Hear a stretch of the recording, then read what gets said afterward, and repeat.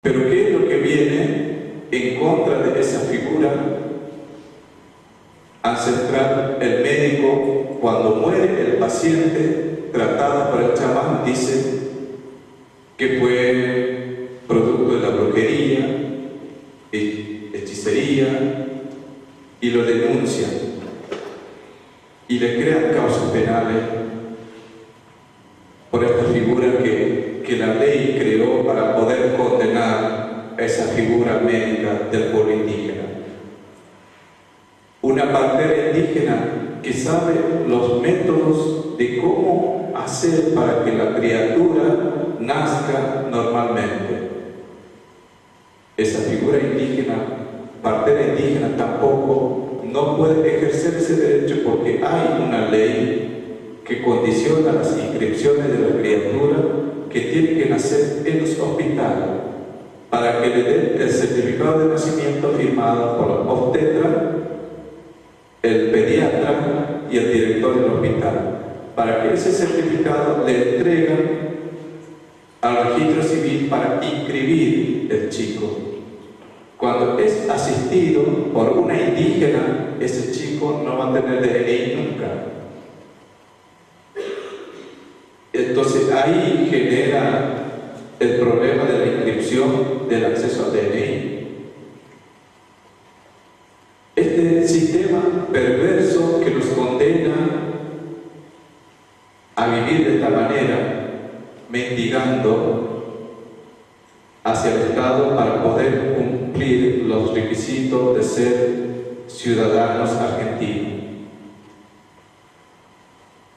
Es muy difícil describir el padecimiento que sufren los pueblos indígenas, porque son muchísimos. Pero ¿cómo existimos? ¿Cómo podemos superar esos momentos difíciles? A través de la generosidad, de la solidaridad. Las mujeres que van y vienen, los hombres que van al campo a cazar, a recolectar, a traer materia prima para la artesanía, se comparte la tarea. Gracias a eso hemos podido superar obstáculos difíciles y hasta ahora existimos, y gracias a la lucha de nuestros ancianos podemos visibilizar la problemática indígena a nivel nacional, a nivel internacional. Gracias a la lucha de nuestras madres estamos siendo vistos por la sociedad en general. Si no hubiese la resistencia y la lucha de los pueblos indígenas, no iba a estar aquí hablándole esta problemática de nuestro pueblo. Gracias a la lucha de mis mayores, el problema se va descubriendo lentamente.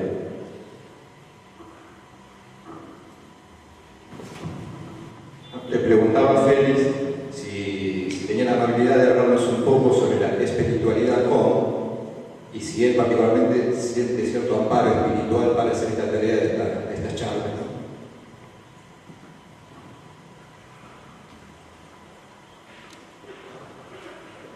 Bueno, todos estos casos que se van enterando, ¿qué es el ser indígena?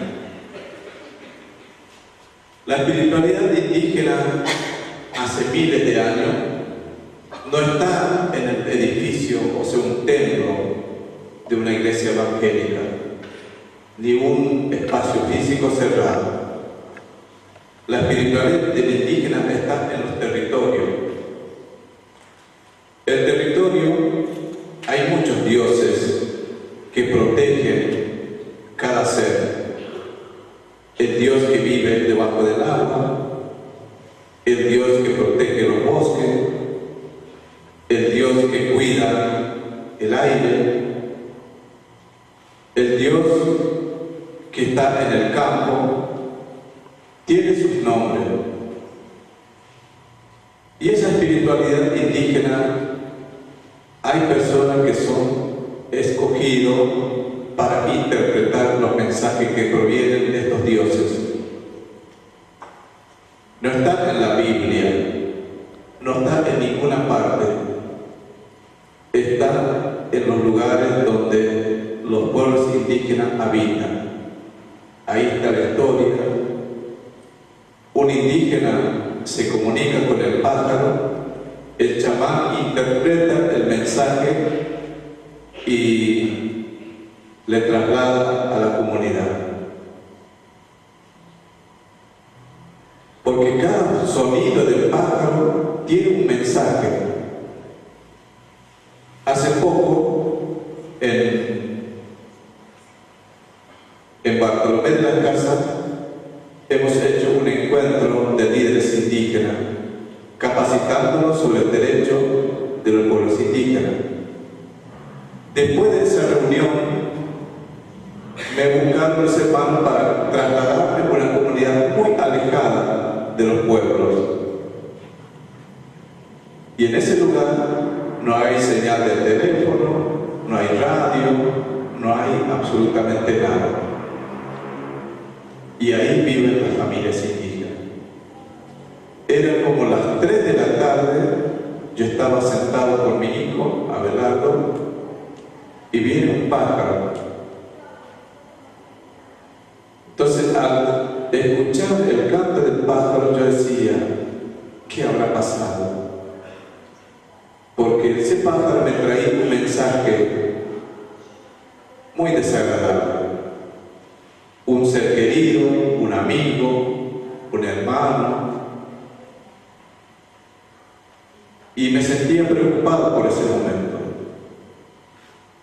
Al salir del territorio donde no había señal, llegamos a las Lomitas, que está más o menos 120 kilómetros de ese lugar.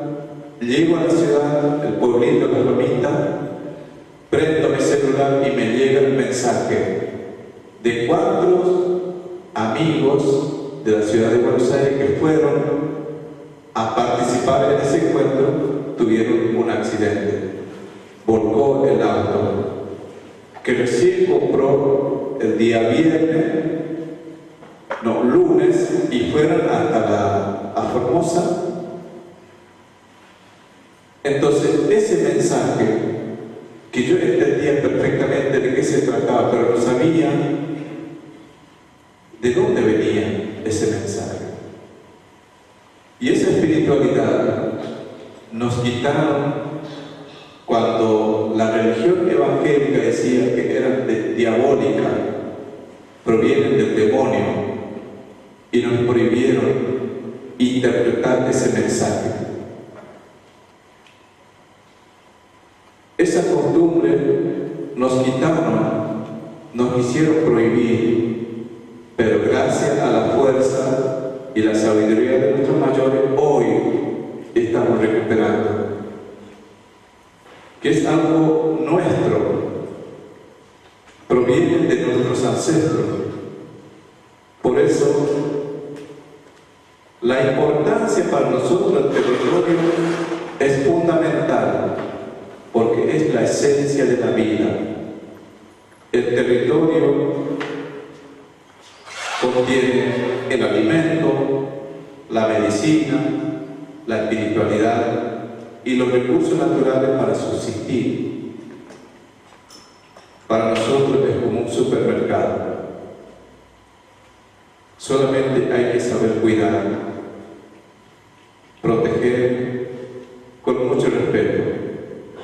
Cuando un indígena entra en el monte, lo primero que hace es pedir permiso. Ese Dios que es protector de ese monte, cuando entra al agua, pide permiso para que ese ser que protege te entienda de que vos estás buscando algo para poder subsistir. Nunca vamos y atropellamos o hacemos lo que queremos, porque tenemos ese respeto, esos seres que son los que hacen equilibrio la vida de nuestra madre tierra. Y esto tiene que ver la salud. Y hoy la salud está en riesgo. Se están muriendo nuestros pueblos porque nos quieren prohibir lo nuestro. Cuando uno va al hospital, tiene que sacar memorizar números y tiene que esperar. Viene un blanco, entra primero y nosotros que llegamos primero nos atiende sobre la hora. Y el médico, apurado porque ya se va del consultorio, muchas veces nos dejan plantados. Volvemos de nuestras casas. Cuando se agrava la situación, ¿qué es lo que dice el médico?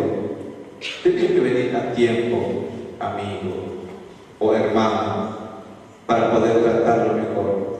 Pero cuando uno está más o menos bien, el médico te dice, no tenés problema.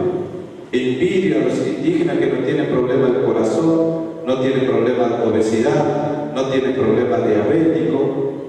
Envidia. Pero cuando muere un indígena, dice, hubiera venido antes.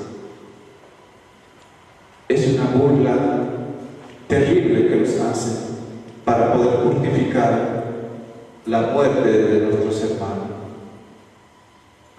Es injusto vivir de esta manera, pero ¿cómo hacemos para que estas cosas puedan cambiar? Es a través del diálogo.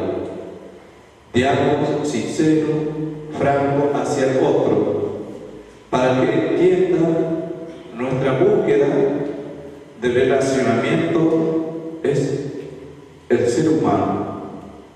No queremos conflicto, no queremos que nos digan esperen, no queremos que nos digan vuelvan mañana. La urgencia es ahora, pero lastimosamente nadie nos entiende, nadie quiere tomar la responsabilidad de tomar decisión de colaborar, porque todos los funcionarios que sienten la responsabilidad de llevar adelante, de atender los pueblos indígenas, los gobiernos lo desplazan. Hay un buen médico que está interesado en ayudar a los pueblos indígenas, lo sacan. Hay un docente muy bueno que tiene ganas de enseñar al niño indígena, lo sacan. Hay un juez que quiere que las cosas funcionen, lo trasladan, lo ascienden o lo trasladan a otro lugar.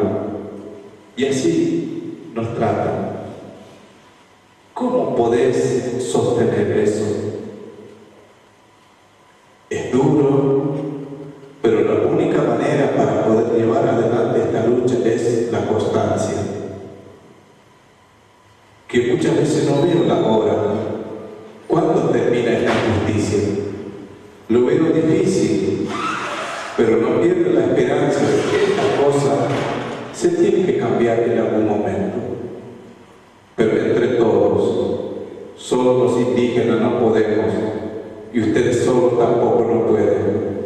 Así que la única manera de cambiar estas injusticias es trabajar juntos.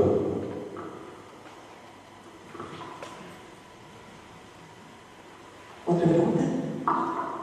¿Qué pasa en el acceso a la educación? Me quería preguntar. La educación de la salud, ¿qué pasa con el acceso a la educación?